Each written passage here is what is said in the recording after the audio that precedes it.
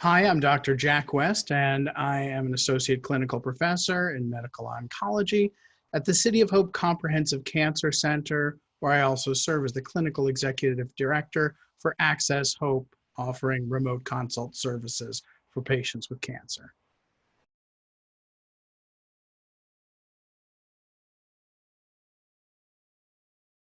One critical question with the management of stage 3 lung cancer is the the broad range of what it represents, the heterogeneity of this disease. So stage 3 lung cancer can be a generally very resectable cancer with a small amount, even a microscopic amount of cancer in the lymph nodes in the mediastinum, the mid chest, or it can be very bulky disease and uh, and larger and large lymph nodes of the mid chest in multiple stations of it. And this all is captured in the broad range of what is stage 3 lung cancer.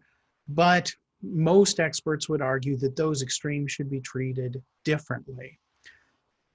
In broad strokes, I would say that the first separation is whether a cancer that is stage 3 is resectable or not. And there are no hard and fast criteria for this. It is somewhat in the eye of the beholder and depends on the skill set and perhaps bravado of the surgeon that's looking at the case. But there's certainly some general sense that the patients with stage 3 disease in which the lymph nodes are not especially enlarged beyond a centimeter or two, and particularly if the lymph nodes are just involved in one of the mediastinal mid-chest stations, or uh, or perhaps a couple, that it is reasonable to pursue a surgical approach.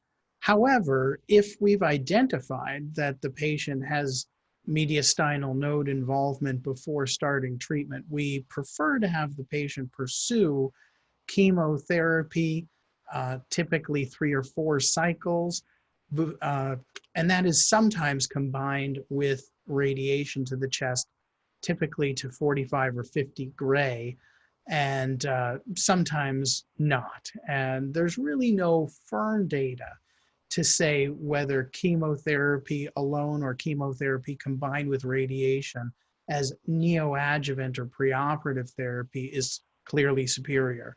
But I would say that surgery is really the most appropriate, optimal approach in only a minority of patients with stage 3 lung cancer, and that most are better served with a non-surgical approach that combines chemotherapy, typically 2 cycles of a platinum-based chemotherapy, with chest radiation to ideally 60 to 66 gray, which is essentially a definitive or full dose that can be curative. And a few years ago, that was really the best we had. We might try to add additional chemotherapy after completing the 2 cycles of chemo with the overlapping chest radiation, the concurrent chest radiation. We might try to add a targeted therapy, but these actually have not had evidence to support them, and sometimes they've backfired and even been harmful.